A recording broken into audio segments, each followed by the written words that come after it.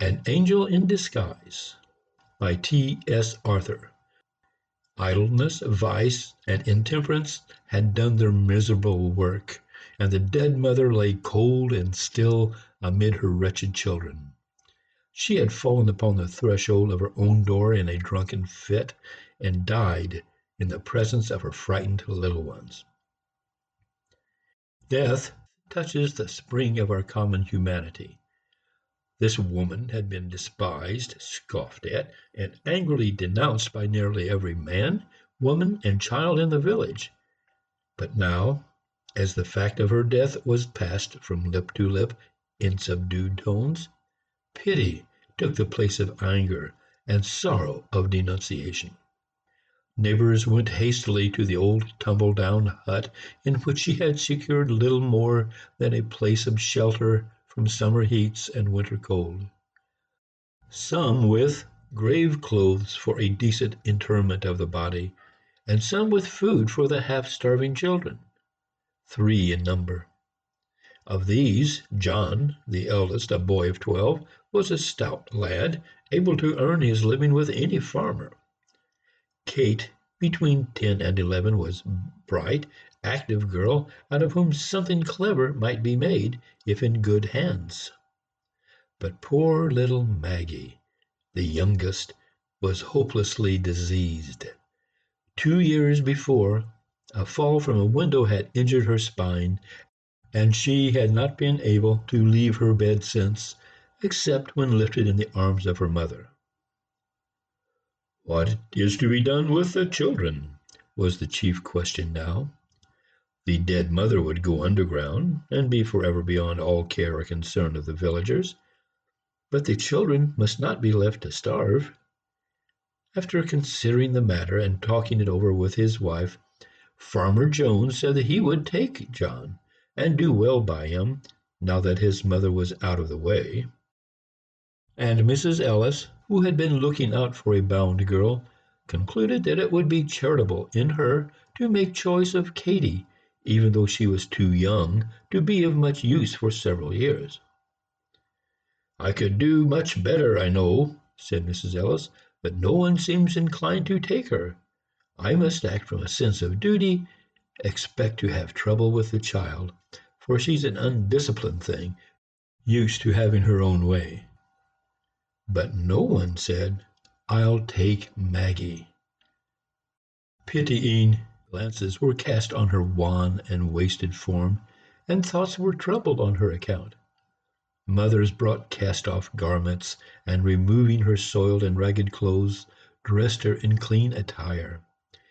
The sad eyes and patient face of the little one touched many hearts, and even knocked at them for entrance.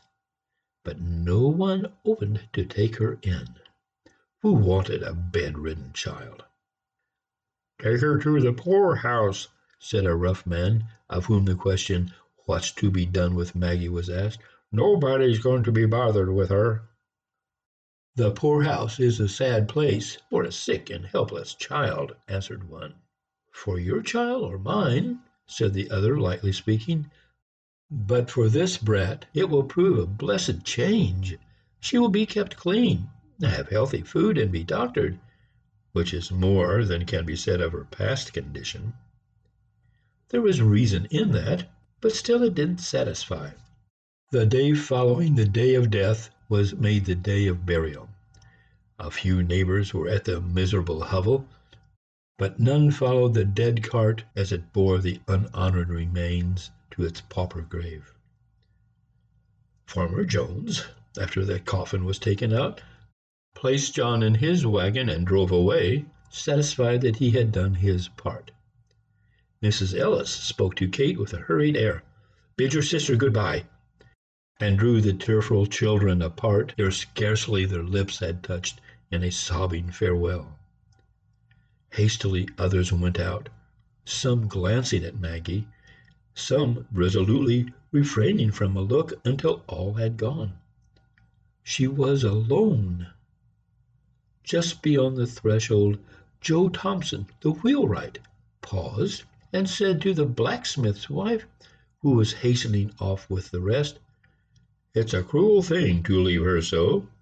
"Then take her to the poorhouse. She'll have to go there," answered the blacksmith's wife, springing away and leaving Joe behind. For a little while the man stood with a puzzled air. Then he turned back and went into the hovel again. Maggie, with painful effort, had raised herself to an upright position and was sitting on the bed, straining her eyes upon the door, out of which all had just departed. A vague terror had come into her thin, white face. "Oh, Mr. Thompson!" she cried out, catching her suspended breath. "Don't leave me here all alone!" Though rough in exterior, Joe Thompson the wheelwright had a heart, and it was very tender in some places. He liked children, and was pleased to have them come to his shop, where sleds and wagons were made or mended for the village lads without a draft on their hoarded sixpences. "No, dear," he answered in a kind voice, going to the bed and stooping down over the child, "you shan't be left here alone." Then he wrapped her with the gentleness almost of a woman in the clean bedclothes that some neighbor had brought, and, lifting her in his strong arms, bore her out into the air and across the field that lay between the hovel and his home. Now, Joe Thompson's wife, who happened to be childless, was not a woman of saintly temper, nor much given to self-denial for others' good, and Joe had well-grounded doubts touching the manner of greeting he should receive on his arrival. Mrs. Thompson saw him approaching from the window, and with ruffling feathers met him a few paces from the door as he opened the garden gate and came in. He bore a precious burden, and he felt it to be so. As his arms held the sick child to his breast, a sphere of tenderness went out from her and penetrated his feelings. A bond had already corded itself around them both, and love was springing to life. "What have you there?" sharply questioned Mrs. Thompson. Joe felt the child start and shrink against him. He did not reply except by a look that was pleading and cautionary, that said, "Wait a moment for explanations, and be gentle," and passing in, carried Maggie to the small chamber on the first floor and laid her on a bed. Then, stepping back, he shut the door and stood face to face with his vinegar-tempered wife in the passageway outside. "You haven't brought home that sick brat?" Anger and astonishment were in the tones of Mrs. Joe Thompson. Her face was in a flame. "I think women's hearts are sometimes very hard," said Joe. Usually Joe Thompson got out of his wife's way, or kept rigidly silent and non-combative when she fired up on any subject. It was with some surprise, therefore, that she now encountered a firmly set countenance and a resolute pair of eyes. Women's hearts are not half so hard as men's.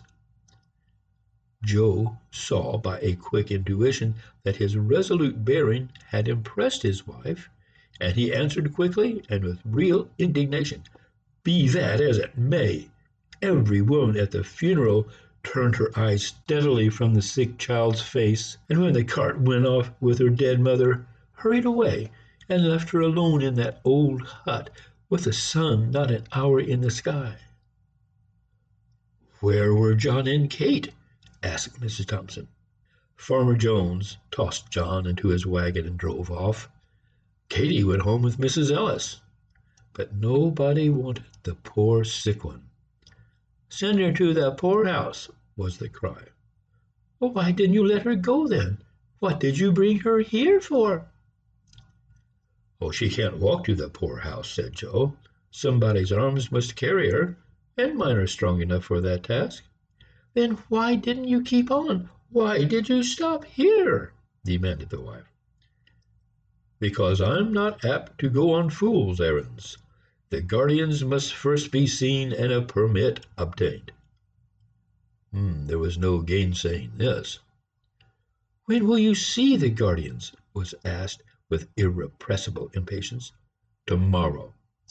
Why put it off till tomorrow? Go at once for the permit and get the whole thing off of your hands tonight." "Jane," said the wheelwright with an impressiveness of tone that greatly subdued his wife, "I read in the Bible sometimes and find much said about little children, how the Savior rebuked the disciples who would not receive them, how he took them up in his arms and blessed them, and how he said that whosoever gave them even a cup of cold water should not go unrewarded. Now, it is a small thing for us to keep this poor, motherless little one for a single night, to be kind to her for a single night, to make her life comfortable for a single night." The voice of the strong, rough man shook, and he turned his head away so that the moisture in his eyes might not be seen. Mrs. Thompson did not answer, but a soft feeling crept into her heart. "Look at her kindly, Jane. Speak to her kindly," said Joe. "Think of her dead mother and the loneliness, the pain, the sorrow that must be on all her coming life." The softness of his heart gave unwonted eloquence to his lips.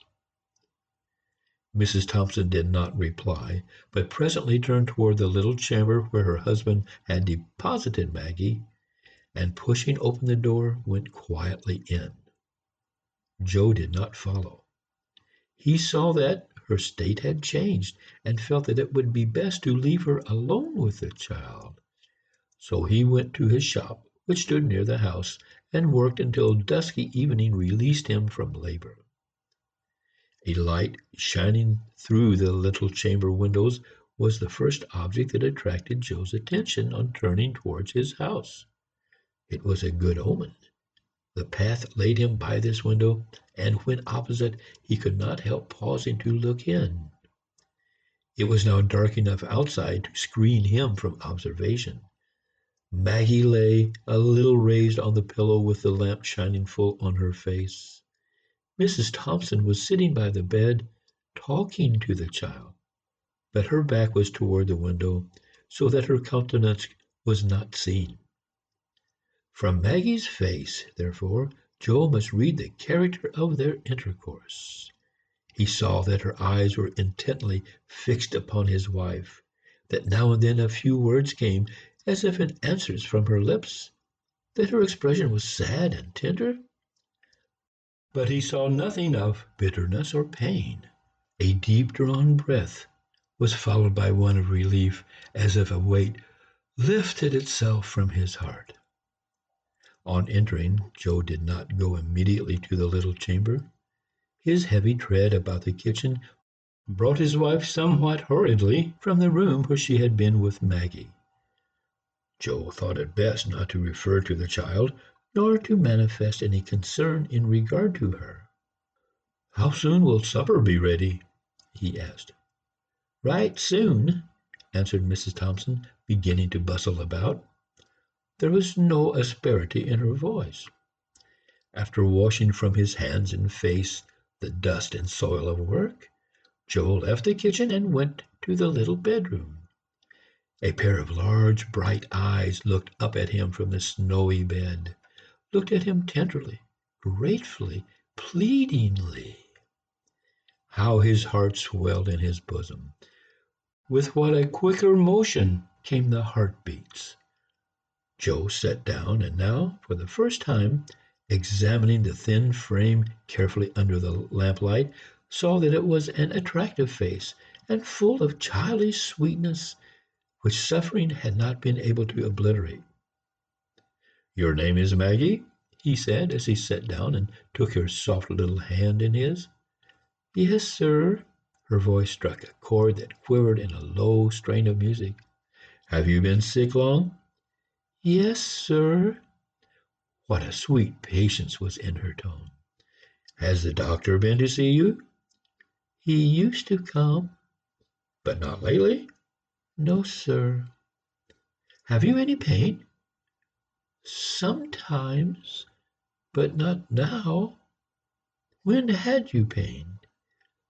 "Oh, this morning my side ached and my back hurt when you carried me." "It hurt you to be lifted or moved about?" "Yes, sir." "Your side doesn't ache now?" "No, sir." "Does it ache a great deal?" "Yes, sir, but it hasn't ached any since I've been on this soft bed." "Ah, the soft bed feels good." "Oh, yes, sir, so good." What a satisfaction mingled with gratitude was in her voice. "Supper is ready," said Mrs. Thompson, looking into the room a little while afterward. Joe glanced from his wife's face to that of Maggie. She understood him, and answered, "She can wait until we are done. Then I will bring her something to eat." There was an effort at indifference on the part of Mrs. Thompson, but her husband had seen her through the window, and understood that the coldness was assumed. Joe waited, after sitting down to the table, for his wife to introduce the subject uppermost in both of their thoughts, but she kept silent on that theme for many minutes, and he maintained a like reserve. But at last she said abruptly, "What are you going to do with that child?"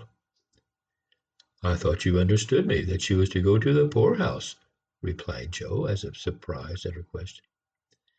Mrs. Thompson looked rather strangely at her husband for some moments, and then dropped her eyes. The subject was not again referred to during the meal. At its close, Mrs. Thompson toasted a slice of bread and softened it with milk and butter. Adding to this a cup of tea, she took them into Maggie and held the small waiter on which she had placed them, while the hungry child ate with every sign of pleasure. "Is it good?" asked Mrs. Thompson, seeing with what a keen relish the food was taken.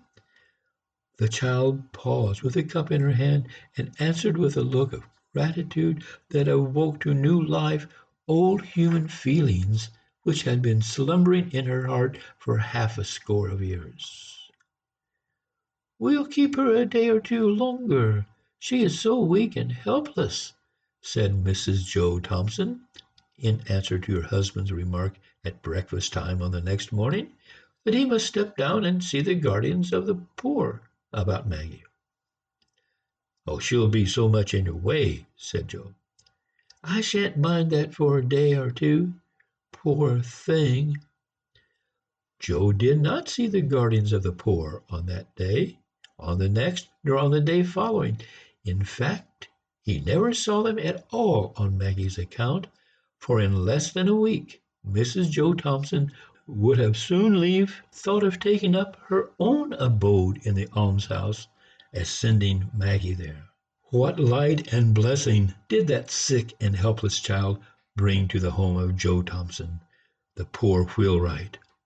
It had been dark and cold and miserable there for a long time, just because his wife had nothing to love and care for out of herself, and so became sore, irritable, ill-tempered, and self-afflicting in the desolation of her woman's nature.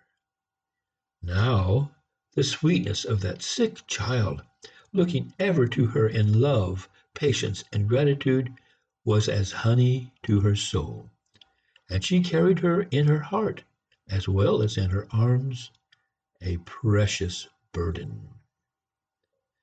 As for Joe Thompson, there is not a man in all the neighborhood who drank daily of a more precious wine of life than he. An angel had come into his house, disguised as a sick, helpless, and miserable child, and filled all its dreary chambers with the sunshine of love. End of An Angel in Disguise by T.S. Arthur. Recorded for Love Stories Volume 1 by William Jones, Bonita Springs, Florida.